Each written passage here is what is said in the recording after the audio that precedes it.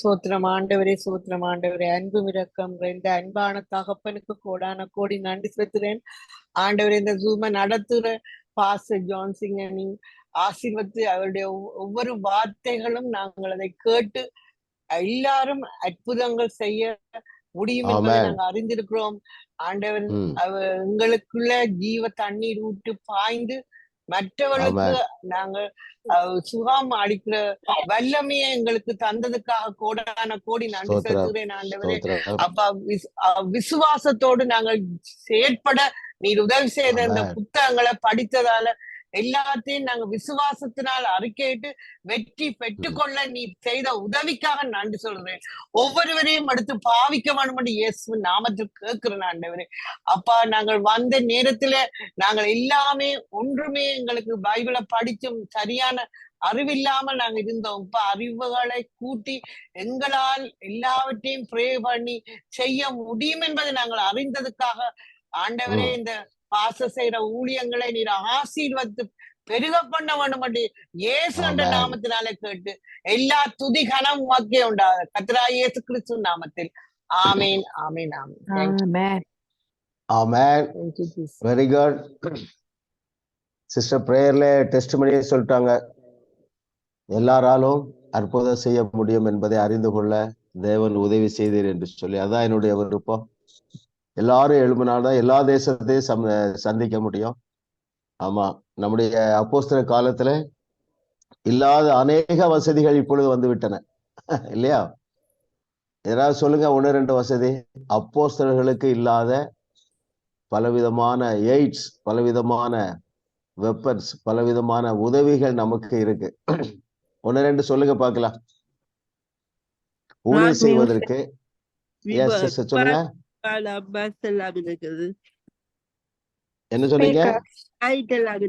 அந்த காலத்துல ஃளைட்கள் உண்டு வீட்ல. Very good. மைக் வேற.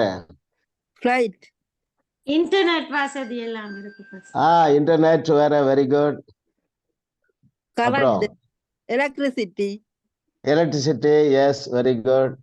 வேற Zoom meeting. Zoom. Very good.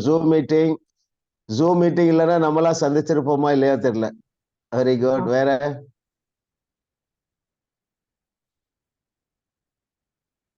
நீங்க அப்போஸ்தலர்களுக்கு, சீஷர்களுக்கு பைபிளே இருந்திருக்காது பாருங்க, இல்லையா? பைபிளே இருந்திருக்காது. அதுக்கப்புறம் இப்படி இந்த மாதிரி புஸ்தகங்கள்லாம் இருந்திருக்காது இல்ல. எல்லாமே எவ்வளோ வாய்ப்புகளை நான் வைத்துக் கொண்டிருக்கிறோம். அது இன்னும் அழகா அவர் டெமான்ஸ்ட்ரேட் பண்ணிட்டாரு பாருங்க. அந்த 100க்கு அதிபதி வேலைக்காரன் அவன் சொன்ன மாதிரி, என் வீட்டுக்கெல்லாம் வர்றீங்க, you don't waste your time, நீங்க ஒரு வேர்ட் சொல்லுங்க, அந்த மாதிரி சொல்லு. கண்டிப்பா நீங்க எல்லாருமே தொலைபேசி மூலமாக பலரை சுகப்படுத்த நீங்க ஆரம்பிச்சிருப்பீங்க. அதை தொடர்ந்து செய்யுங்கள். குறிப்பா உங்களுடைய உற்றார் உறவினர்கள், நண்பர்கள், ஏராளமான நபர்கள் இங்க இருக்கிறாங்க இல்லையா, ஸ்ரீலங்காவில், அவர்களுக்கு நீங்க கேர்ஃபுல்லா அதை செய்யுங்கள். அவர்களை உற்சாகப்படுத்துங்கள். கர்த்தர் உங்களை கொண்டு பெரிய காரியங்களை செய்வார். இன்றைக்கு ஜாஸ் வேர்ல்ட் ஷேக்கர்ஸ் பைபிள் கல்லூரியில நம்ம ஹீலிங், சூப்பர் நேச்சுரல் மிராக்கிள் ஹீலிங்ல இன்னைக்கு 7வது லெசன் நாம் படிக்கிறோம். From the book of God wants you well, தேவன் நீங்கள் சுகமாய் இருக்க விரும்புகிறார் என்பதிலே 9 மற்றும் 10வது சாப்டர்ல இருந்து நம்ம பல சத்தியங்களை அறிந்து கொள்ள தேவனுடைய ஆவியானவர் உதவி செய்வார். இப்பொழுது நாம் நேரடியாக வகுப்புக்கு சென்று விடலாம்.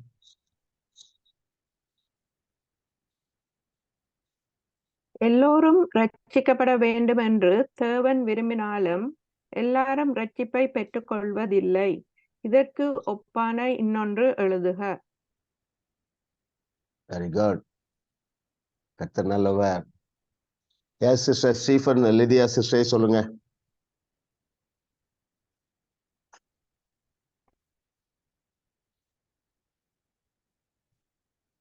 நீங்க அன்மியூட் பண்ணல சிஸ்டர்.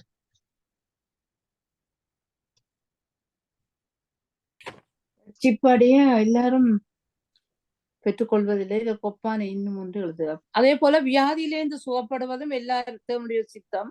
ஆனா எல்லாரும் எஸ், வியாதியிலிருந்து சுகமடைவதில்லை. Correct, very good. ஆமா, இதை நீங்க கொஞ்சம் திங்க் பண்ணுங்க.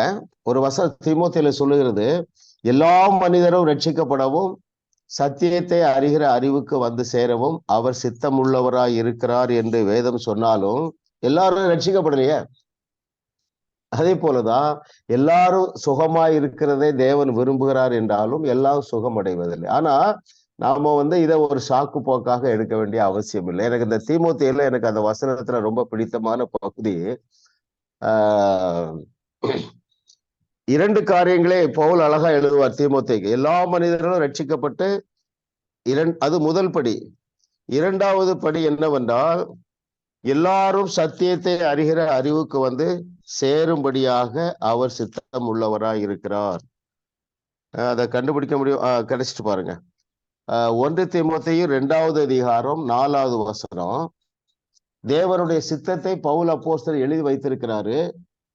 சரிங்களா? அதுல 2 ஸ்டெப் இருக்கு. சபையானது ஒரே ஒரு ஸ்டெப்ல நின்றுட்டு, எல்லா மனிதரும் ரட்சிக்கப்படுவது எப்படி தேவனுடைய சித்தமா இருக்கிறதோ அதை போல எல்லாரும் அவரை அறிகிற அறிவுல வளரணும். நான் அதை வாசிக்கிறேன். 1 தீமோத்தேயு 2:4. எல்லா மனுஷரும் ரட்சிக்கப்படவும் சத்தியத்தை அறிகிற அறிவை அடையவும் அவர் சித்தம் உள்ளவராய் இருக்கிறார். அதான் முக்கியம் பாருங்க. சத்தியத்தை அறிகிற அறிவு. ரட்சிக்கப்பட்ட உடனே அடுத்த ஸ்டெப் ஏறணும். அவரே அறிகிற அறிவுல நம்ம வளரணும். இது நீங்க உங்களுக்கும் உங்களுக்கு தெரிந்தவர்களுக்கும் உங்களுடைய சந்ததிக்கும் நீங்க சொல்லிக் கொடுங்க. ஃபர்ஸ்ட் டேலாம் அவங்களுக்கு புரியாது. அப்போ இது ஒரு முக்கியமான ஒரு counselling from the mouth of Paul. பவுலுடைய வாயிலிருந்து அவரை அறிகிற அறிவை அடையவும். இது ரொம்ப முக்கியமான காரியம். கர்த்தர் நம்ம எல்லாருக்கும் அந்த கிருபை தந்திருக்கிறார். அதற்காக நான் தேவனுக்கு நன்றி சொல்லுகிறேன். இப்பொழுது நம்ம 2வது கேள்விக்கு போயிடலாம்.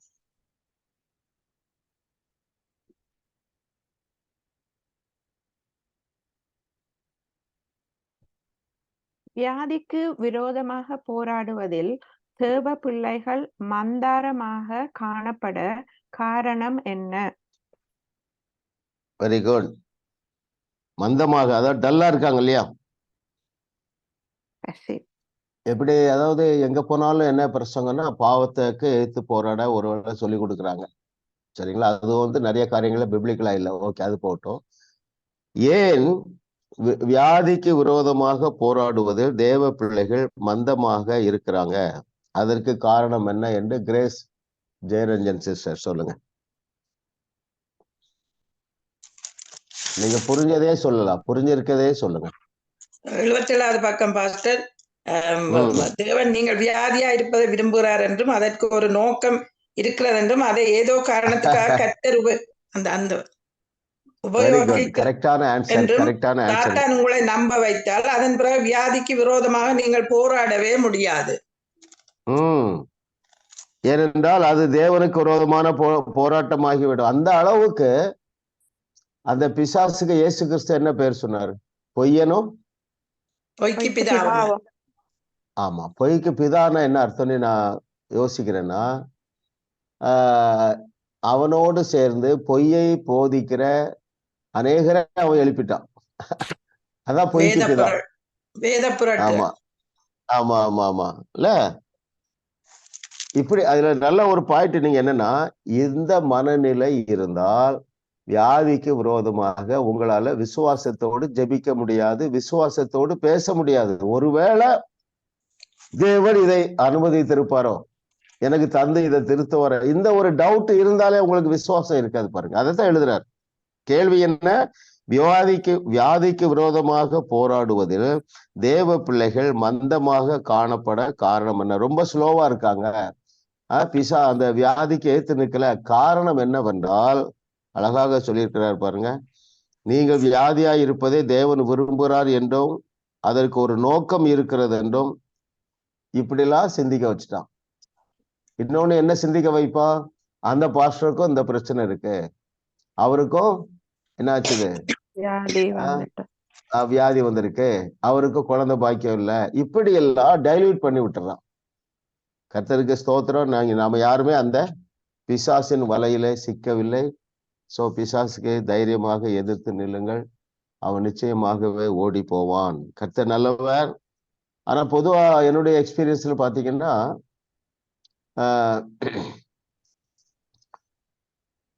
ரெண்டு விதமான கூட்டத்தார் அற்புத சுகத்தை பெற்றுக்கொள்ள ஸ்ட்ரகிள் பண்றாங்க. முதலாவது எங்கன்னா உள் வீட்டுல, அவரவர்கள் சொந்த வீட்டுல பல வேளைகள்ல அற்புதம் நடக்கு. ஆமா, நான் ப்ரேயர் பண்ணி என்னுடைய கிராண்ட் சில்ட்ரன், என்னுடைய டாட்டர், என்னுடைய சன்னிலாம் சுகமாறாங்க. சில வேளைகள்ல என்னுடைய ஸ்பவுஸ், என்னுடைய பெட்டர் ஆஃப் என்னுடைய துணைவியாருக்கு சுகம் கிடைக்கிறது இல்லை. ரைட்டுங்களா? ஏன்னா என்னுடைய வீக்னஸ் எல்லாம் அவங்களுக்கு தெரியும் இல்லையா? அதனால பிலீவ் பண்ண முடியாம இருக்கலாம். இயேசு கிறிஸ்துவுக்கு அந்த ஸ்ட்ரகிள் இருந்தது. எப்படி இருந்தது இயேசு கிறிஸ்துவுக்கு? இந்த நசரேத்து ஊர்ல சொந்த ஊராகிய நாசரேத்து ஊர்ல அநேக அற்புதங்கள். அதனால நான் என்ன சொல்றேன்னா, நீங்க சோர்ந்து போக வேண்டிய அவசியம் இல்லை. ஆமா, விசுவாசத்துல நீங்க இன்னொன்னு நான் உங்களுக்கு சொல்லித்தரேன். நீங்க ஒரு நபருக்காக ப்ரேயர் பண்றீங்க, கமெண்ட் பண்றீங்க, ஹீலிங் கமெண்ட் பண்றீங்க. ஆனாலும் சில வேளைகள்ல நடக்காவிட்டாலும் நீங்கள் உங்களால சோர்ந்து போகாமல் இருக்க முடியும். நல்லா நீங்க கவனிச்சுக்கிடுங்க. அந்த எனக்கு இப்பவே நீங்க நிறைய மாற்றம் பார்த்துருப்பீங்க. கண்டிப்பா உங்களுக்கே சில வியாதி இருக்கு, நீங்க விரட்டுறீங்க, போகல. ஆனாலும் நீங்க சோர்ந்து போக மாட்டீங்க. ஏனென்றால் சத்தியத்தை சரியாக நீங்க அறிந்து கொண்டே இருக்கிறீர்கள். சோ அதை விட்டு விடாதீர்கள். நீ என்ன செய்யுங்க, திடீர்னு ஒரு நாள் வரும், காலையில எழுந்து பார்த்தீங்கன்னா அந்த கட்டி அங்கே இருக்காது. சரிங்களா? நீங்க சோர்ந்து போக வேண்டிய அவசியமே இல்லை. Very good. மூன்றாவது क्वेश्चन போயிடலாம். இயேசு கிறிஸ்து ஒரு முறை கூட மறுக்காதது எது? கூட செய்ய மறுக்காதது எது? ஓகே, அதுல இன்னொரு क्वेश्चन விட்டு போச்சு. ஒரு முறை கூட யார் மீதும் வைக்காதது எது? Very good. சொல்லலாம். யாரு? சிஸ்டர் மகேஸ்வரி. 79வது பக்கத்துல பாஸ்டர், இயேசு கிறிஸ்து யாரையும் சுகமாக்க மறுக்கவும் இல்லை, வியாதியை மனிதன் மீது வைக்கவும் இல்லை. இல்லை. ஒரு இடத்துல கூட எப்பா இது உனக்கு இருக்கணும், இது உனக்கு நல்லது அப்படின்னு சொல்லல. இது தேவனுடைய சித்தம், நீ இந்த பாடுகளின் ஊடாதான் வரணும், இப்படி எல்லாம் அவர் சொல்லவே இல்லை பாருங்க. Yes, very good sister. அடுத்த क्वेश्चन போவோம்.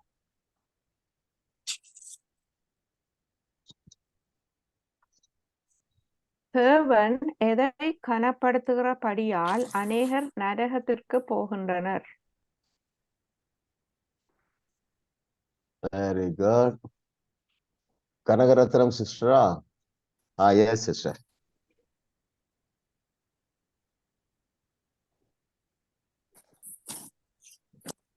அந்த மனுஷனுக்கு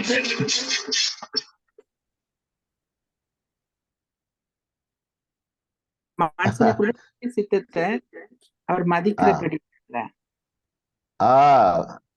ரொம்ப முக்கியமான ஒரு ட்ரூத் பாருங்க. இதை பற்றி நம்ம கொஞ்ச நேரம் பார்க்க போறோம்.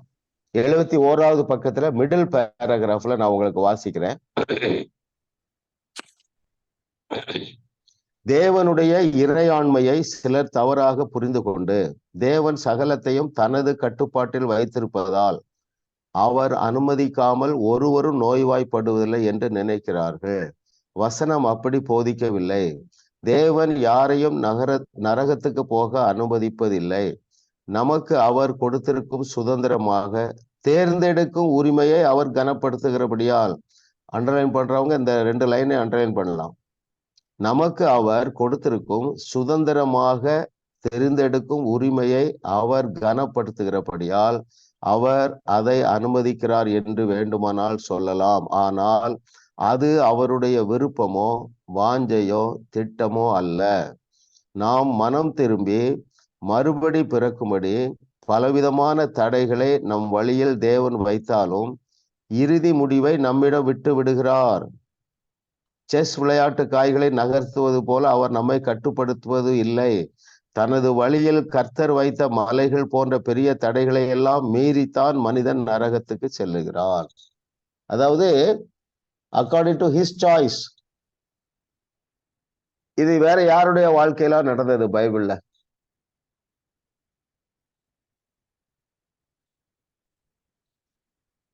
யோசிங்க, சிந்திக்கிறதா முக்கியமான டைம்.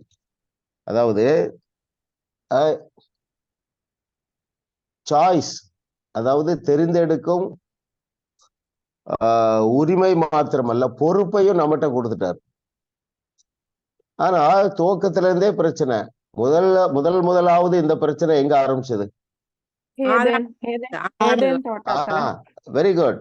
ஏதேன் தோட்டத்துல தேவன் 2 விதமான மரங்களையும் வைத்திருந்தார் இல்லையா? சொல்லினார், ஒண்ணு மரண மரம், ஒண்ணு ஜீவ மரம்.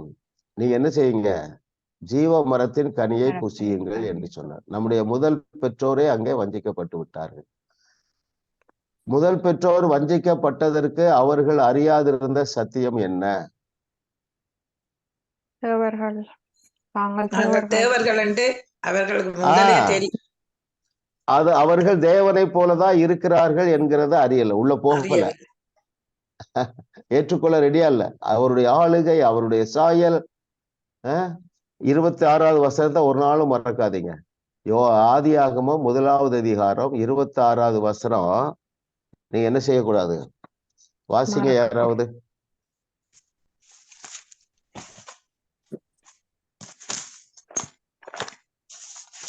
பின்பு தேவன் நமது சாயலாகவும் நமது ரூபத்தின் படியையும், பாத்தீங்களா? அதே மாதிரி 28வது வசனம் பாருங்க. ஆளுகையை அவர்கள் கொடுத்துட்டாரு. தேவன் அவர்களை நோக்கி, நீங்கள் பலுகி பெருகி பூமியை நிரப்பி அதை கீழ்ப்படுத்தி சமுத்திரத்தின் மச்சங்களையும் ஆகாயத்து பறவைகளையும் பூமியில் நடமாடுகிற சவல சந்துக்களையும் ஆண்டு கொள்ளுங்கள் என்று சொல்லி அவர்களை ஆசீர்வதித்தார். ஆளுகையை கொடுத்துட்டாரு. அவரை போலவே படைத்திருந்தார். அவருடைய இமேஜ், அவருடைய லைக்னஸ் எல்லாத்தையும் கொடுத்துட்டு ஹாவ் டொமினியன் அப்படின்னு சொல்லியிருந்தாரு. இது என்ன செய்யல? உள்ள போகல. மிக மிக முக்கியமான ட்ரூத். சரிங்களா? வழியில இஸ்ரவேலர்களுக்கும் இதான் பிரச்சனை. எக்ஸப்ட் கேலப் அண்ட் ஜாசுவா, காலேப் யோசுவா தவிர 99.99% தங்களுக்கு இருந்த அந்த வல்லமையை குறித்து அறிவு இல்லை. இன்றைய சபைக்கும் தங்களுடைய ஸ்டேட்டஸை குறித்து அறிவு இல்லை. கிறிஸ்துவுக்குள் தங்களுக்கு இருக்கிற அந்த ஆளுகையை குறித்து, அந்த அத்தாரிட்டியை குறித்து, நாம தான் இந்த வியாதியை போக்கணும் என்கிற நாலேஜ் இல்லை, சபைக்கும் இல்லை. நிறைய காரியங்கள்ல இல்லை. பாருங்க, சீஷர்களுக்கு எது இல்லை தெரியுமா? திரும்ப திரும்ப சொல்றாரு, நான் சிலுவையிலே கொலை செய்யப்படுவேன், 3வது நாள்ல உயிரோடு எழும்புவேன். 12 பேர்ல ஒருத்தர் கூட நம்ப ரெடியா இல்லை. அதனாலதான் நான் திரும்ப திரும்ப இன்சிஸ்ட் பண்றேன். இந்த வார்த்தைகள் எல்லாம் முக்கியமான வார்த்தைகள். எந்த வார்த்தைகள்? நம்முடைய முதல் பெற்றோர் தேவனை போலத்தான் இருந்தாங்க. அதனாலதான் அவன் கேட்கிறான், நீ அவரை போல மாறிவிடலாம். அவன் அந்த வசனம் கண்டுபிடிங்க. நீங்கள் இந்த மரத்தின் கனியை புசித்தால் தேவனை போல மாறிவிடலாம் என்று வசனம் எங்க இருக்கு?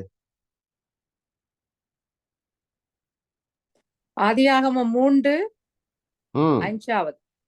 3:5. Very good.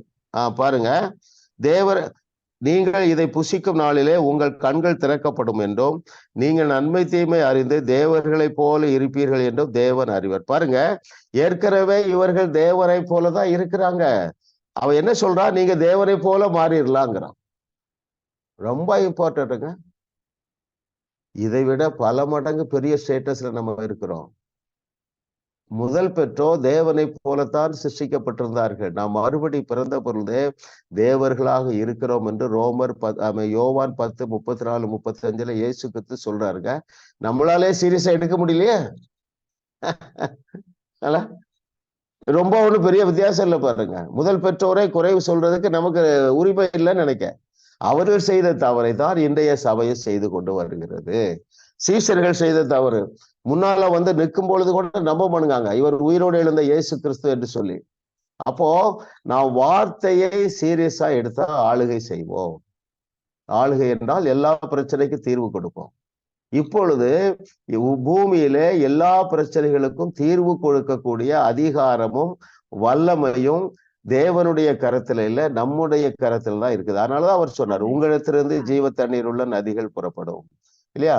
நாம ஜெபிக்கும் பொழுது பரலோகம் வந்து அவரை வியாதியை சுகமாக்க போறதில்ல, தரித்திரத்தை நீக்க போறதில்ல. நமக்குள்ள ஜீவ தண்ணீரை வச்சிருக்கிறாரு. அந்த ஜீவ தண்ணீரை ஸ்டோர் பண்றதுக்கு ஸ்பேஸ் வேண்டியது இல்லை. ரைட்? அதே போல அந்த ஜீவ தண்ணீரை இன்விசிபிளா வச்சிருக்கிறாரு. நான் பலரே நீங்களும் சுகமாக்கிருக்கீங்க, நானும் கிருபையா சுகமாக்கி இருக்கிறோம். ஒரு நாளும் என்னிடத்திலிருந்து வல்லமை புறப்பட்டு போனதை நான் ஒரு நாளும் உணரவில்லை. ஆனால் இயேசு கிறிஸ்து அந்த பெரும்பாடு உள்ள ஸ்திரீ இடத்துல சொல்றாரு, ஏப்பா என்னிடத்திலிருந்து வல்லமை போனது இல்லையா? ஆனா நமக்கு தெரியல, தெரிய வேண்டிய அவசியம் இல்லை. பவுலும் அப்படி எழுதல. நீங்க வியாதியஸ்தர் மேல் கை வச்சா உங்க கை வழியே அந்த ஜீவ தண்ணீர் போவதை நீங்கள் உணர்வீர்கள் என்று எழுதவில்லை. எல்லாமே இன்விசிபிள். Very good. அப்போ இன்றைய சத்தியம் என்னவென்றால், இப்ப நம்ம இந்த கேள்வி என்னன்னா, தேவன் சொல்லிட்டாரு பாத்தீங்களா?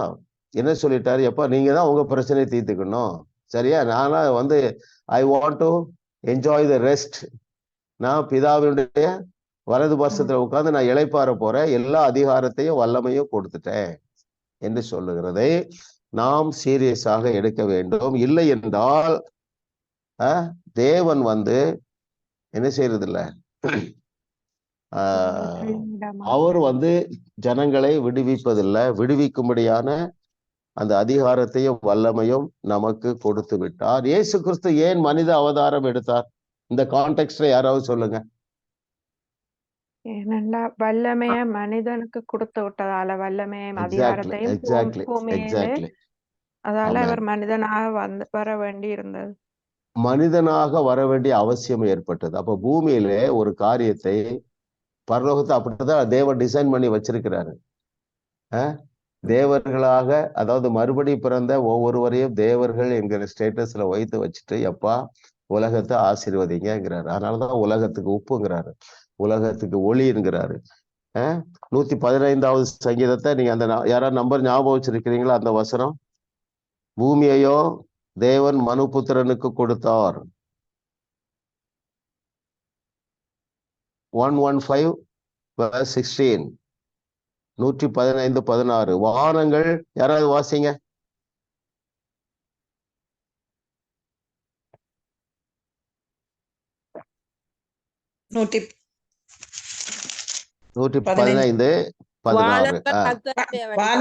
வானத்தையும் பூமியையும் படைத்த கர்த்தராலே நீங்கள் ஆசீர்வதிக்கப்பட்டவர்கள்.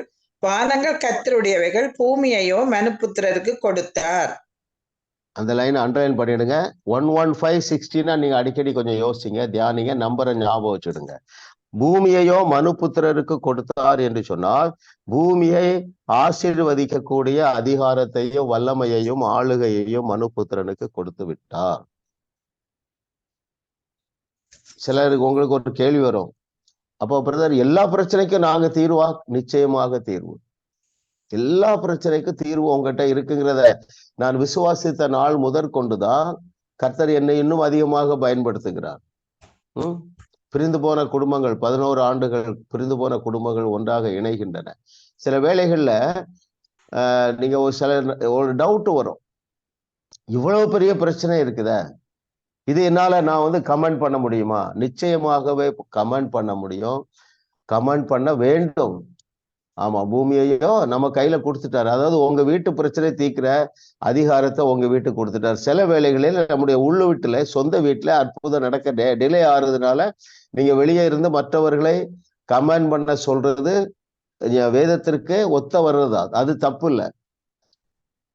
ஆனால் எல்லா பிரச்சனையும் தீர்ப்பதற்கு தேவன் நம்மை இந்த பூமிக்கு தேவர்களாக வைத்து விட்டார் என்கிற வசனத்தை நீங்க சீரியஸா எடுக்கவில்லை என்றால், நாமும் முதல் பெற்றோரை சேர்ந்தவர்கள் தான் அந்த பாவத்தை செய்ய மாட்டார்கள். என்னுடைய மாணவ மாணவிகள், இப்பொழுது அடுத்த கொஸ்டின் போலாம்.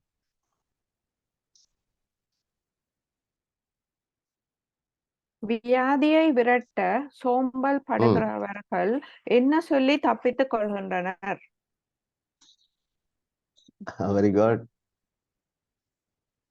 Yes, brother. Anton Philip Jayakumar. Paul like the thorn of flesh மாதிரி வியாதியையும் ஆண்டவர் வச்சிருக்காரு. Very good. ஆமா, ரொம்ப ஆணித்தரமா பிரசங்கம் பண்ணிடுறாங்க. அவர்களிடத்திலே நீங்கள் என்ன செய்யக்கூடாது? வாக்குவாதம் செய்யக்கூடாது. வாக்குவாதம் பண்ணக்கூடாது, ஆர்கியூ பண்ணாதீங்க, சரிங்களா?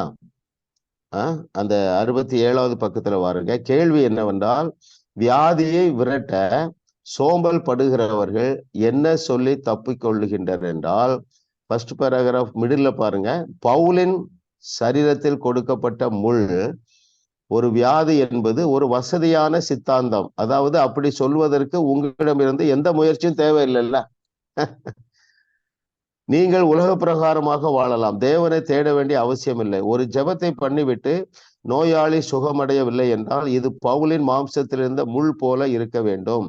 தேவன் இதை நீங்கள் தாங்கிக் கொள்ள விரும்புகிறார் என்று சொல்லிவிடலாம். அது ஒரு தப்பித்து கொள்ளுவதற்கான வழி. உண்மையில் மனிதர்கள் சுகமடைவதையே தேவன் விரும்புகிறார். ஆனால் தேவன் கொடுத்துள்ள அதிகாரத்தையும் வல்லமையையும் உபயோகித்து சுகம் வெளிப்படும்படி விசுவாசத்தோடு கிரியை செய்யும் ஒருவர் அவருக்கு தேவை.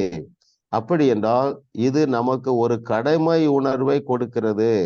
ஆனால் நம்மில் பலர் பொறுப்பை தட்டி கழிப்பதில் மன்னர்களாக இருக்கிறோம். பவுலுக்கு வியாதி இருக்கிறது என்று சபையெல்லாம் எத்தனை பேர் எத்தனை % நம்புறாங்க?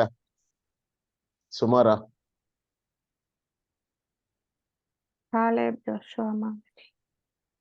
சபையில எத்தனை சதவீத விசுவாசிகள் பவுலுக்கு இருந்த முள்ளு ஒரு வியாதி என்று மோர் தென் 90% சொல்லலாமா பிரதர் பிலிப்பு? ஆமா, 90% அதிகமானவர்கள் பாவத்துக்கு எதிர்த்து போராடுவதை போல வியாதிக்கு எதிர்த்து போராடுவதில்லை. அதற்கு காரணம் ஒரு பொய்ய பிசாசு நம்ப வச்சுட்டான். என்ன நம்ப வச்சுட்டான்? இது பவுலுக்கு முள்ளு இருந்தது. அப்பன்னா ஈஸியா கையை எடுத்துடலாம்ல, ஒரு ஜெபம் பண்ணிட்டு போதும், சுகமாயிட்டான்னு கேட்க வேண்டாம் இல்லையா? ஓகே, கர்த்தர் நல்லவர். நம்ம அடுத்த கொஸ்டின் போலாம், 6வது கேள்விக்கு போலாம்.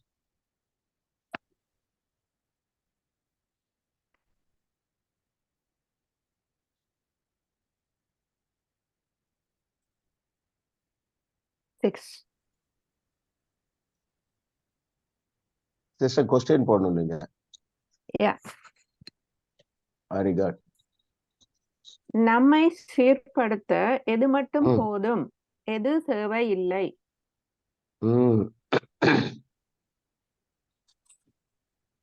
எஸ் சிஸ்டர் அனட்டா. வார்த்தை மாத்திரம் போதும், வெரி குட். வேறு ஒரு வழியும் தேவையில்லை. தேவையில்லை. வியாதி, நோய் மற்றும் துன்பங்களை அவர் அனுப்பி சந்தோஷப்பட்டு களி கூறுங்க, சந்தோஷப்பட்டு களி கூறுங்க. நீங்க அநேக பாருங்க, நம்முடைய வகுப்புல வருகிறவர்கள், ஜூம் மீட்டிங்ல பிளஸ் யூடியூப்ல வருகிற ஒவ்வொருவருடைய வாழ்க்கையிலும் குறைந்தது ஒரு 10 நன்மைகளை பெற்றுக் கொண்டு இருக்கிறீர்கள். முன்னால விட தைரியம் கூடிட்டு, சமாதானம் கூடிட்டு, இரவு நல்லா தூங்குறீங்க, சரீரத்துல பலன் கூடி இருக்கு, உள்ளத்துல ஒரு இளைப்பாறுதல் வந்திருக்கு இல்லையா? அப்படி பல நன்மைகள் பெற்றுக் கொண்டு இருக்கிறீர்கள். எதன் மூலமாக இந்த நன்மைகளை நீங்க பெற்றுக் கொண்டு இருக்கிறீங்க? வார்த்தையினால. உங்களை நான் நேர்ல பார்த்ததே இல்லை. தேவனுடைய வார்த்தையை நம்ம தோண்டி அலசி தியானிக்கும் பொழுது அந்த வார்த்தையில உள்ள வல்லமை நம்மை அநேக காரியங்களிலிருந்து விடுவித்திருக்கிறது போல ஒரு பூரணமான ஆரோக்கியத்தை தருவதற்கு தேவனுடைய வார்த்தையில் உள்ள வல்லமை போதுமே தவிர உங்களுக்கு சிக்ஷை தேவையில்லை, உங்களுக்கு தண்டனை தேவையில்லை. அதை நம்ம வாசித்த நல்லது. 73வது பக்கத்துல நான் வாசிக்கிறேன். மிடில்ல பாருங்க, பேஜ் 73 மிடில்ல. தேவன் தமது வார்த்தை மூலமாகவே நம்மை கடிந்து கொண்டு சீர்திருத்தி நீதியை படிப்பிக்கிறார். தேவனுடைய வழிமுறையில் வியாதி, நோய் மற்றும் துன்பங்கள் போன்றவற்றை நம்மை சீர்திருத்த அவர் உபயோகிப்பது இல்லை. தம்முடைய வார்த்தையின் மூலமாகவே அவர் நம்மை சீர்திருத்தி பயிற்சிவிக்கிறார். தேவ வார்த்தை சீர்திருத்தி நம்மை தேறினவனாகவும் எந்த நற்கிரியையும் செய்ய தகுதி உள்ளவனாயும் மாற்றுகிறது. அப்படி என்றால் வார்த்தையே போதுமானதா இருக்கிறது. வேறு எந்த வழியும் நம்மை சீர்படுத்த தேவையில்லை. ஆனால் எல்லாரும் வார்த்தைக்கு கீழ்ப்படிவதில்லையே, வாழ்வில் எல்லாமே மோசமான பிறகுதான் சிலர் கீழ்ப்படுகிறார்கள் என்று சிலர் சொல்லுகிறார்கள். இழப்புகள், வியாதிகள், நோய்கள் போன்றவை தேவனுடைய வழிமுறைகளில் இல்லை. அவருடைய வழி என்னவென்றால், தம் வார்த்தையை கொண்டு உங்களுக்கு கற்பித்து, தமது பரிசுத்த ஆவியினால் அந்த வார்த்தையை கொண்டு உங்களை உயிர்ப்பித்து கிரியை செய்வதுதான். திரும்ப நான் அதை வாசிக்கிறேன். அதை கூட நீங்க வேணா அண்டர்லைன் பண்ணலாம் பாருங்க. தம் வார்த்தையை கொண்டு உங்களுக்கு கற்பித்து, தமது பரிசுத்த ஆவியினால் அந்த வார்த்தையை கொண்டு உங்களை உயிர்ப்பித்து கிரியை செய்வதுதான். மற்ற வழிகளிலும் நீங்கள் கற்றுக்கொள்ளலாம், ஆனால் அவை தேவனுடையவைகள் அல்ல. தேவனுடைய வார்த்தையை அனுபவத்தோடும் விசுவாசத்தோடும் புதிய ஏற்பாட்டின் உடன்படிக்கையை அறிந்து கொண்ட போதகர்கள் பேசும் பொழுது அந்த வார்த்தையில் உள்ள வல்லமை நமக்கு எதெல்லாம் நம்முடைய சரீரத்திலிருந்து வெளியே போகணுமோ அதை போக வைக்கிறது. எதெல்லாம் நம்முடைய இருதயத்துல இருக்கு பாருங்க, பயம், எதிர்காலத்தை குறித்து சந்தேகம், எல்லாவற்றையும் போக்கடிப்பதற்கு தேவர் வைத்திருக்கிற ஒரே டூல் அவருடைய வார்த்தை. கர்த்தர் நல்லவர். அடுத்த கொஸ்டின் போயிடலாம்.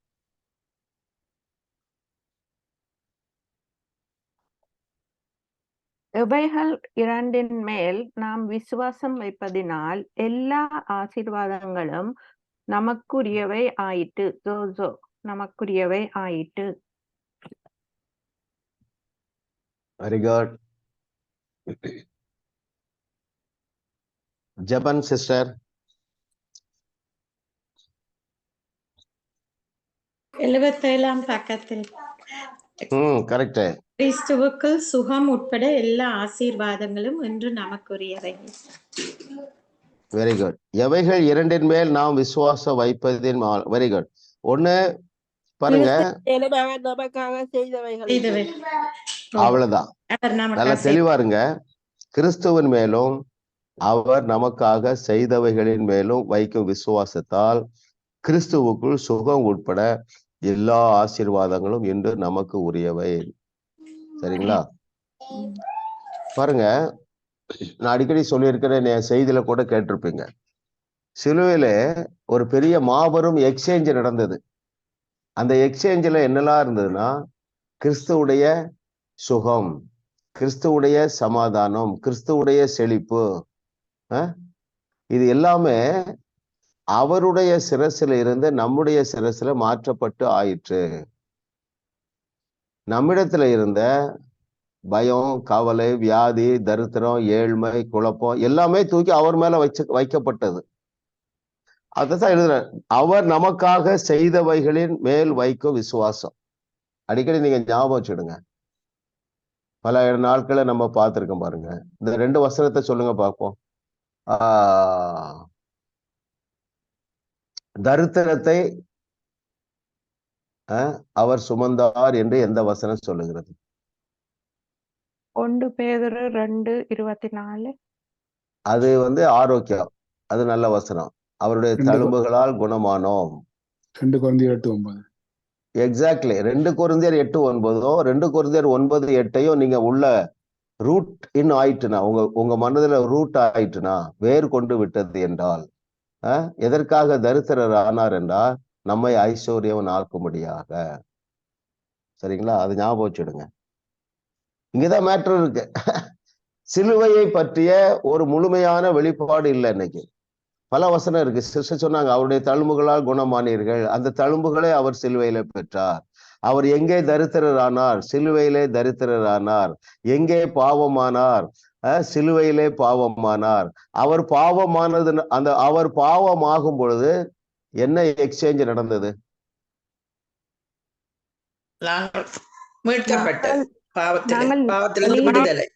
நீதிமானாக மாறணும். அந்த நீதிக்கு பேர் என்ன?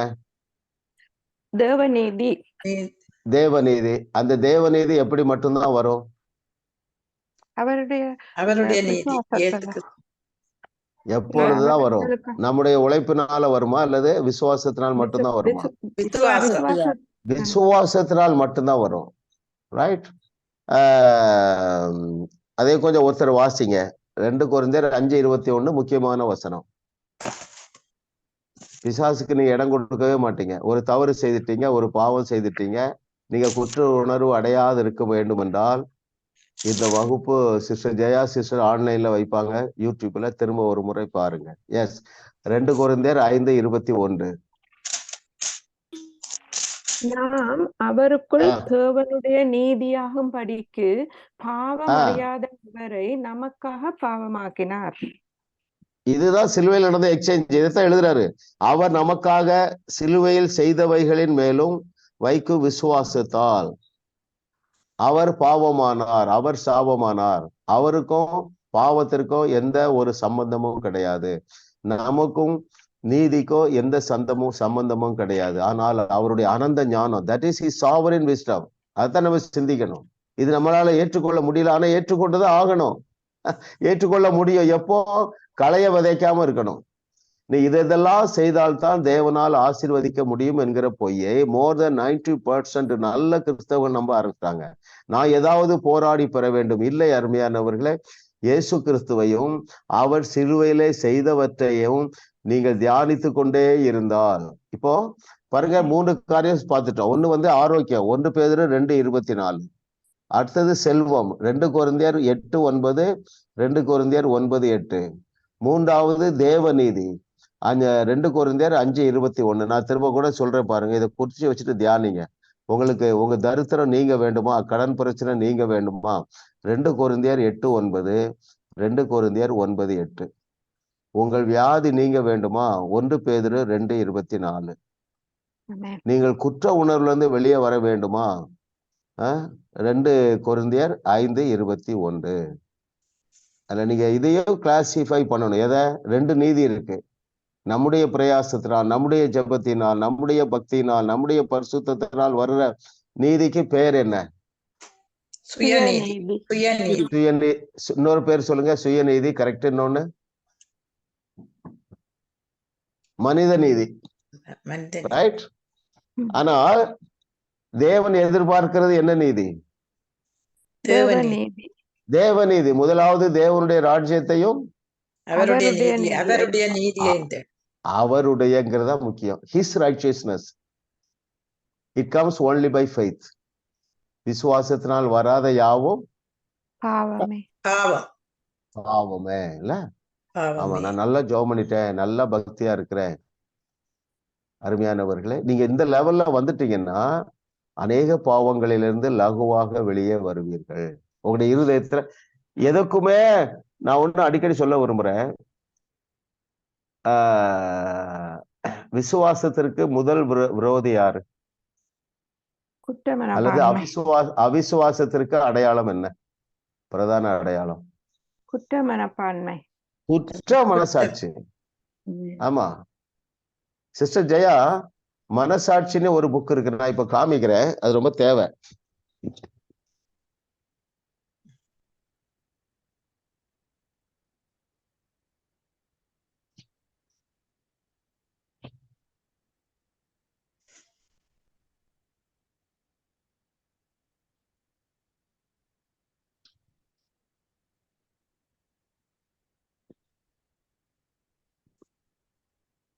பாருங்க, தெரியுதா? மனசாட்சி. ஆமா, நீங்க விரும்புனீங்கன்னா இதை ஆட் பண்ணலாம், பாத்துக்கிடுங்க. ரொம்ப முக்கியமான புக். இந்த புக்கை நான் வாசித்தேன் பாருங்க. எப்பவுமே என்ன நல்ல விசுவாச மனசாட்சி, குற்ற மனசாட்சிக்கு இடமே இல்லை. பிசாசுடைய பெரிய தந்திரமே சுயநீதியை போதித்து உங்களுடைய மனசாட்சியை கெடுக்க பார்ப்பான். அதை செய்துட்டானா அதுக்கப்புறம் அவ்வளவுதான். ஆதாமும் ஏவாளும் ஓடி ஒளிஞ்சாங்க பாருங்க, அப்படி ஒளிஞ்சிட வேண்டியதான். நான் சரியில்லை, என்னுடைய ஜெபம் போதாது, என்னுடைய பக்தி போதாது, என்னுடைய பரிசுத்தம் போதாதுங்கிற மனநிலையை கொண்டு வந்துருவான். சரிங்களா? கர்த்தர் நல்லவர். நம்ம அடுத்த கொஸ்டின் போலாம். 7 முடிச்சிருக்கோம்னு நினைக்கிறேன். எஸ், 8வது கொஸ்டின் போலாம். என்ன கிருபையை தேவன் பவுலுக்கு கொடுத்தார்?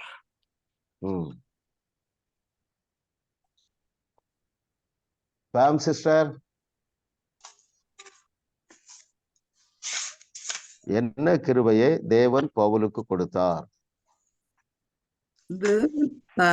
பேஜ் 74. தேவன் கரெக்ட். அவர் பவுலினிடம் மனிதனும் பிசாசும் உனக்கு விரோதமாக கொண்டு வரும் கஷ்டங்களையும் உபத்திரவங்களையும் சகித்து கொள்ளுவத தேவையான கிருபையை நான் உனக்கு தருகிறேன் என்று கூறினார். Very good. அதாவது வியாதியை தாங்கிக் கொள்ளுகிற கிருபையை கொடுக்கல, மனிதரும் பிசாசும் உனக்கு விரோதமாக கொண்டு வரும் கஷ்டங்களையும் உபத்திரங்களையும் சகித்து கொள்ள தேவையான கிருபையை நான் உனக்கு தருகிறேன் என்கிற. அப்படின்னு என்ன அர்த்தம்? எந்த சூழ்நிலையிலும் மனசாட்சியை காத்து கொள்ளக்கூடிய கிருபை, எந்த சூழ்நிலையிலும் மனித இருதயத்திலே சமாதானத்தை காத்துக்கொள்ளக்கூடிய கிருபை, எந்த சூழ்நிலையிலும் எப்படி ஒரு இளைப்பாறுதல். நிறைய பேர் நீங்க வெளியே வந்திருப்பீங்க, இன்னும் வெளியே வாங்க. இன்னும் வெளியே வாங்கன்னா என்ன? என்னுடைய பிள்ளைகள் சரியில்லை, மருமக்கள் சரியில்லை இருக்கலாம். ஆனால் அவைகளின் மத்தியிலும் உங்களால என்ன செய்ய முடியும்? சமாதானமா இருக்க முடியும், விசுவாசிக்க முடியும். உங்களுடைய சமாதானத்தை ஒருவரும் குலைக்க முடியாது, சூழ்நிலைகள் குலைக்க முடியாது. மனரம்யமாக வாழ கற்றுக்கொள்ளுங்க. இல்ல, ஒரே ஒரு வாழ்க்கை தான் வாழ போறோங்க. அவர் சங்கீதக்காரனுக்கு ஒரு வெளிப்பாடு பாருங்க. வாழ்நாள் எல்லாம் அவர் எப்படி இருக்கணுமா? வாழ்நாள் எல்லாம் நல்ல ஒரு வார்த்தை உண்டு பாருங்க, மகிழ்ந்தே மகிழ்ந்தே களி கூறுதலா. யாருக்கா எடுக்க முடியாது? எடுங்க பாருங்க. அவனுடைய வெளிப்பாடு பாருங்க. எப்ப நான் வாழ்நாள் முழுவதும் ஜாலியா இருக்கணும்ப்பா. எல்லாருடைய ஆசை இதுதான். அதனால நீங்க இதெல்லாம் பேசுங்க. பாருங்க, என்னுடைய செய்தியை கேட்டு ஒரு 7th ஸ்டாண்டர்ட் படிக்கிற பிள்ளை அவங்க அம்மாட்ட கேட்டிருக்கா. என்ன கேட்டிருக்கான்னா, இந்த அங்கிள் இப்படி சொல்றாங்களே கிறிஸ்டியன் லைஃப் ரொம்ப ஜாலியான வாழ்க்கைன்னு. அப்படியா மம்மின்னாலாம். இந்த தாயாரும் ஆமான்ட்டாங்க நம்ம செய்தியை கேட்கிறவங்க. அதுல இருந்து அந்த பிள்ளை அப்பா அம்மாவையும் ரொம்ப நேசிக்க ஆரம்பிச்ச பாருங்க. வாழ்க்கைனாலே ஜாலி தாங்க. அது தாவிதா எழுதியிருக்கா, எடுக்க முடிஞ்சதா? என் வாழ்நாளெல்லாம் நான் மகிழ்ந்து களி கூறணும். 94 பாருங்க. யாரும் தேடுறீங்களா? Thank you Lord for your goodness. Okay, கிடைச்சா சொல்லுங்க, நம்ம அப்படி போயிட்டே இருப்போம். என் வாழ்நாளெல்லாம் நாம் மகிழ்ந்து களி கூறணும். That is the desire. சங்கீதக்காரனுடைய வாஞ்சையாக இருக்குது. அப்போ எதற்காக இந்த கேள்வி வந்தது? சங்கீதம் 90:14 இருக்கு பாஸ்டர். வாசிங்க சிஸ்டர், வாசிங்க.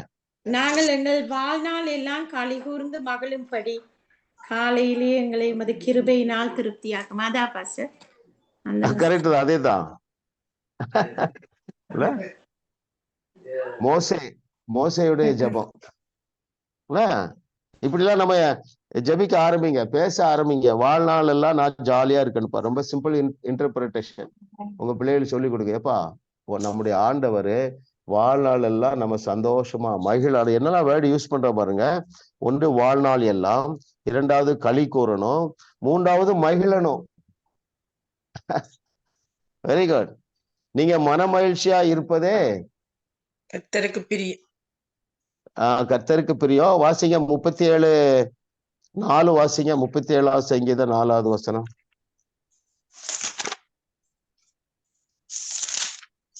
கர்த்தரிடத்தில் மன மகிழ்ச்சி ஆயிரு, அவர் உன் இருதயத்தின் வேண்டுதல்களை உனக்கு அருளி செய்வார். யோவான் எழுதின சுவிசேஷத்துல எத்தனை முறை இயேசு கிறிஸ்து என்னுடைய சமாதானத்தையே உங்களுக்கு வைத்து விட்டு போகிறேன் என்று சொன்னாரு? 3 முறை சொல்லியிருக்கிறாரு. அது எப்படி சொல்றாருன்னா பாருங்க, அவர் பூமியை விட்டு பிதாவோடு செல்ல வேண்டிய காலம் வந்தபோது என்ன சொல்றாரு? பிதாவே, இல்ல என்னுடைய சமாதானத்தை, என்னுடைய சந்தோஷத்தையே உங்களுக்கு தருகிறேன். என்னுடைய சமாதானம் மாத்திரமல்ல, என்னுடைய சந்தோஷத்தை உங்களுக்கு தருகிறேன். இதெல்லாம் நீங்க நோட் பண்ணி படிச்சீங்கன்னா பிசாசுக்கு இடம் கொடுக்க மாட்டீங்க. என்ன இடம் கொடுக்க மாட்டீங்க? எப்பா, நான் ஜாலியா இருக்கதா எங்க அப்பாவுக்கு விருப்பப்பா. நான் ஜாலியா இருக்கிறதுக்கு அவர் என்ன செய்துட்டாரு? அவருடைய சந்தோஷத்தையே எனக்கு தந்து விட்டார். அல்லேலூயா. ஆமா, சந்தோஷப்பட்டு நீ என்ன செய்யுங்க? களி கூறுங்கள் அருமையானவர்களே. பிசாசுக்கு நீங்க இடம் கொடுக்கவே மாட்டீங்க. உங்க சமாதானத்தையும் சந்தோஷத்தையும் யாருமே உங்களிடத்திலிருந்து பறித்து கொள்ள முடியாது. அல்லேலூயா. ஆமென், ஆமென், ஆமென். 17 பாருங்க. அதுக்கு முன்னாடி 16:24 யாராவது வாசிங்க. 16:24 ஆஃப் புக் ஆஃப் ஜான். இதுவரைக்கும் நீங்கள் என் நாமத்தினால அதான் பாஸ்டர், அதுதான் இதுவரைக்கும் நீங்கள் என் நாமத்தினால ஒன்றும் கேட்கவில்லை, கேளுங்கள், அப்பொழுது உங்கள் சந்தோஷம் நிறைவா இருக்கும்படி பெற்றுக் கொள்வீர்கள். அப்போ ஏசப்பா நம்மை குறித்து எதை விரும்புகிறார்? சந்தோஷமா இருக்குன்னு விரும்புகிறாரு. 15:11 வாசிங்க. 15:11 of the book of John. என்னுடைய சந்தோஷம் உங்களில் நிலைத்திருக்கும்படிக்கும் உங்கள் சந்தோஷம் நிறைவா இருக்கும்படிக்கும் இவைகளை உங்களுக்கு சொன்னேன். 17:13 இப்பொழுது நான் உங்களிடத்துக்கு வருகிறேன், அவர்கள் என் சந்தோஷத்தை நிறைவாய் அடையும்படி உலகத்தில் இருக்கையில் இவைகளை சொல்லுகிறேன். கிரேஸ் சிஸ்டர், நீங்களே சொல்லுங்க, இதை விட தெளிவா சொல்ல முடியுமா? இல்ல பாஸ்டர், சந்தோஷம். அதனாலதான் கர்த்தரை தெய்வமாக கொண்ட நாம் பாக்கியவான்கள். ஆமா, சந்தோஷப்பட்டு களி கூறுங்க. உங்கள் வயது திரும்ப வாழ வயது போல் ஆகுறது மாத்திரமல்ல, உங்கள் பிரச்சனை தானாகவே மறைந்துவிடும். கர்த்தருக்குள் மகிழ்ச்சியா இருப்பதே தேவ பலனை வெளிப்படுத்தும், மேனிஃபெஸ்ட் ஆகும். கர்த்தருடைய வல்லமை உங்களுடைய வாழ்க்கையில, உங்களுடைய சந்ததியுடைய வாழ்க்கையில, உங்களுடைய வாழ்க்கை துணையுடைய வாழ்க்கையில, உங்களுடைய வருமானத்துல, உங்களுடைய எதிர்காலம் முழுவதும் அது வெளிப்பட வேண்டும் என்றால், மேனிஃபெஸ்ட் ஆகணும்னா கர்த்தருக்குள் மகிழ்ச்சியா இருப்பதை நீங்கள் இன்டென்ஷனலா தெரிந்தெடுங்க. ரைட்? இன்டென்ஷனலா தெரிந்தெடுங்கன்னா என்ன? காலையில எழும்பும் போது பிசாசு பயங்காட்டுவான், அந்த கடங்காரங்க வந்தா என்ன செய்யறது? டாக்டர் ரிப்போர்ட் இப்படி. காலையில நீங்க 1 நிமிஷம் டான்ஸ் ஆடுங்க, உங்க பெட்ரூம்ல 1 நிமிஷம் டான்ஸ் ஆடுங்க. அந்த நாள் முழுவதும் நீங்கள் கர்த்தருக்குள் களி கூறுவீர்கள். அடுத்தது எத்தனாவது நம்பர் கொஸ்டின்? 9. Yes sister. நாம் முற்றிலுமாக அழிக்க வேண்டிய போதனை என்ன? அடுத்தது யாராவது சொல்லாதவங்க சொல்லுங்க. இதுவரை சொல்லாதவர்கள், நாம் முற்றிலுமாக அழிக்க வேண்டிய போதனை என்ன? 78வது பக்கம். நாம் உண்மையாக சத்தியத்தை விசுவசித்து நமது சுகத்தை பெற்றுக் கொள்வதற்கு முன் நமது இருதயத்திலும் சிந்தனையிலும் இருந்து போதனையை முற்றிலுமாக அழிக்க வேண்டும். இவைதான் நாம் சுகம் பெற்றுக் கொள்வதற்கு தேவையான அடித்தளம் ஆகும். 78வது ஆமா, நான் தேவனுடைய சித்தம் நிறைவேறட்டும் என்று கரெக்ட் தான் சிஸ்டர் சொன்னது என்று சொல்லும்படி சாத்தான் நம்மை ஒரு மந்தமான நிலைக்கு கொண்டு சென்று விட்டால் நாம் அவனுக்கு விரோதமாக தீவிரமாக எதிர்த்து போராட மாட்டோம். அப்பொழுது வியாதியினாலும் நோயினாலும் அவன் நம்மை மேற்கொண்டு விடுவான். வியாதியை நாம் எதிர்த்து போராடும் போது நாம் தேவனுடைய சித்தத்தை செய்கிறோம் என்றும், தேவனுக்கு விரோதமாகவோ அல்லது அவர் நம் வாழ்வில் கொண்டு வரும் தண்டனை அல்லது சீர்திருத்தம் ஆகியவற்றிற்கு விரோதமாகவோ நாம் போராடவில்லை என்பதையும் நாம் அறிந்திருக்க வேண்டும். வியாதி தேவனிடமிருந்து வருகிறது என்றும், நம் வாழ்வில் அவர் சித்தத்தை நிறைவேற்ற அவர் அதை உபயோகிக்கிறார் என்றும், நாம் சுகமடைய முடியும் என்று விசுவாசிப்பது தவறு என்றும் இன்றைய மதம் போதிக்கிறது.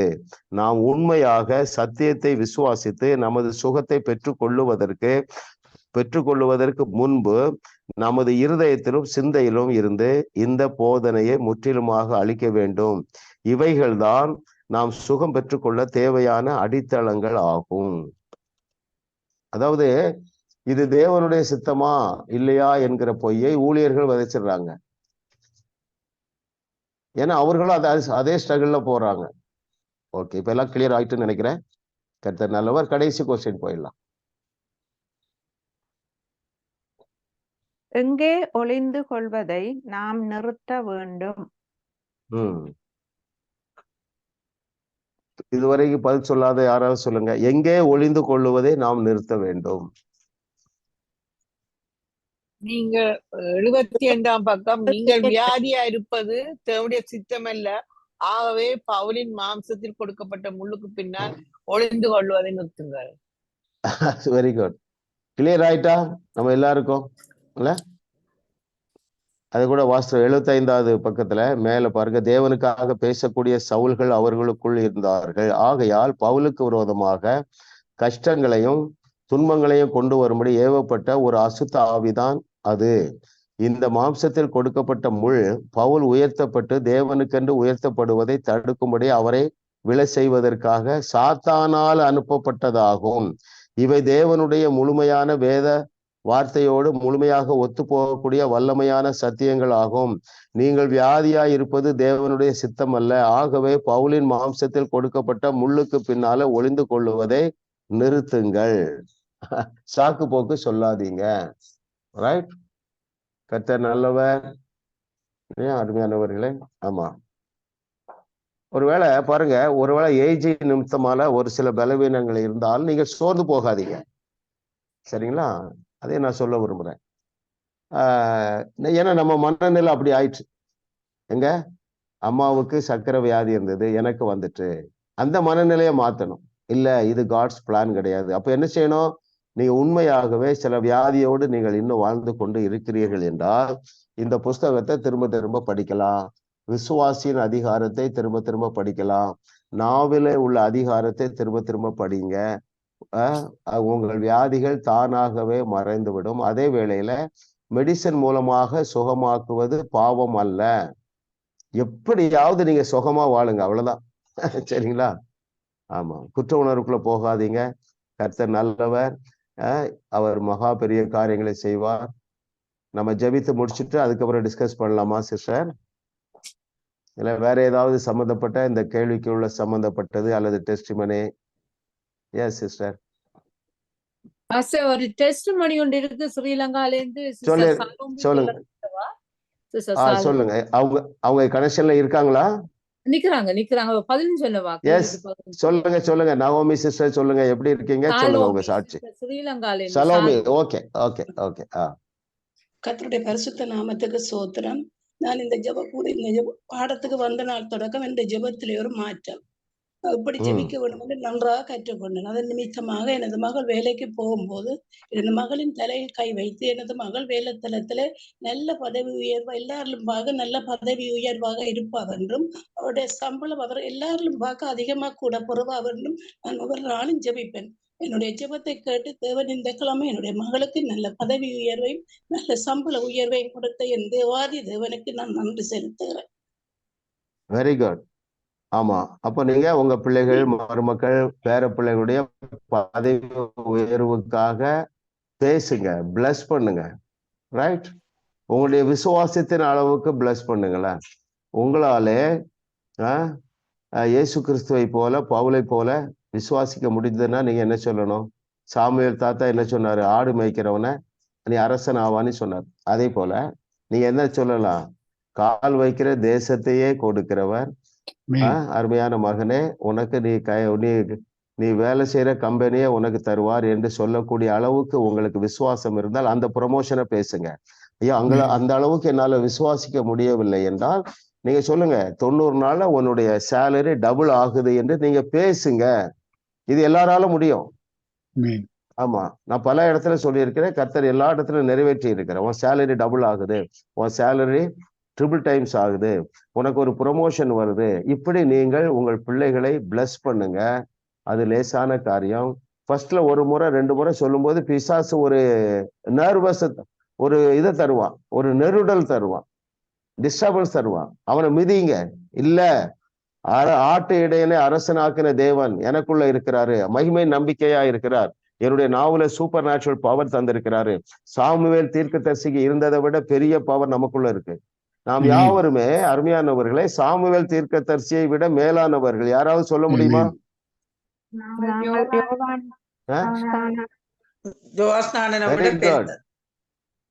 பெரியவர்கள். அப்போ பழைய, அதாவது ஸ்திரீகளிடத்திலே பிறந்ததுல யோவான் ஸ்நானகன் தான் டாப்புப்பா. ஆனா மறுபடி பிறந்த எல்லாருமே நீங்கள் அவர்களை விட டாப்பு. மத்தேயு 11:11 இயேசு சொல்றான்னு நினைக்கிறேன், பாருங்க. ரைட்? அந்த வசனத்தை தேடி வாசிங்க.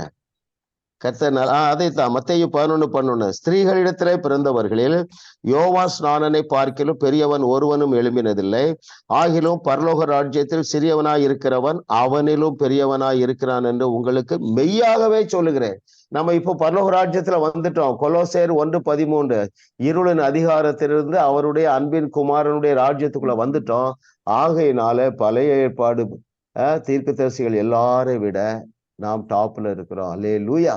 அதனால நீங்க தைரியமா பிளஸ் பண்ணுங்க. உங்களுக்கு வேண்டிய தைரியத்திற்காகவும் உங்களுக்கு தேவையான விசுவாசத்திற்காகவும் நான் ஜெபிக்கிறேன். உங்க தலையில கை வைங்க. கர்த்தர் நல்லவர். எல்லாரும் உங்களுக்கு தேவையான வெளிச்சம் இல்லையா?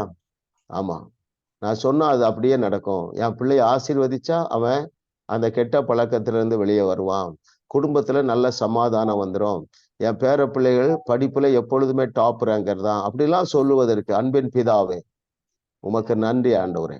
வேதத்துள்ள மகத்துவங்களை கற்றுத்தருகிற பரிசுத்த ஆவியானவரே உமக்கு நன்றி. கிருபையாக உம்முடைய பிள்ளைகளாய் எங்களுடைய விசுவாசத்தை விருத்தி அடைய செய்கிற தேவனே உமக்கு நன்றி. இப்பொழுதும் இந்த பிள்ளைகளுக்கு ஆமேன். இப்பொழுது யார் யாரெல்லாம் கேட்டுக்கொண்டு இருக்கிறார்களோ, எதிர்காலத்துல யார் யாரெல்லாம் இந்த செய்தியை யூடியூப் மூலமாக கேட்க போகிறார்களோ அத்தனை பேர்களுக்கும் இது குறித்து இன்னும் பிரகாசமுள்ள மனக்கண்கள் உண்டாவதாக.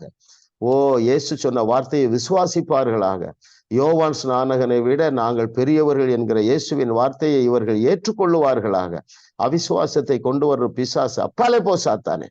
அந்த சாமுவேல் தீர்க்கதரிசியை விட நாங்கள் மேலானவர்கள் என்று நாங்கள் ஏற்றுக்கொள்ளுகிறோம் இயேசுவின் நாமத்தினால. சாமுவேல் எப்படி அந்த தாவீதை ஆட்டு இடையனை அரசனாக அபிஷேகம் பண்ணினானோ அதே ஆற்றல் எங்கள் ஒவ்வொருவருக்குள்ளும் இருக்கிறது என்பதை இவருடைய மனது ஏற்றுக்கொள்ளுவதாக. இவர்கள் அப்படிப்பட்ட மேலான ப்ரொமோஷனை தங்களுடைய சந்ததிக்கு பேசுவார்களாக. தாங்கள் சந்திக்கிறவர்களுக்கு பேசுவார்களாக.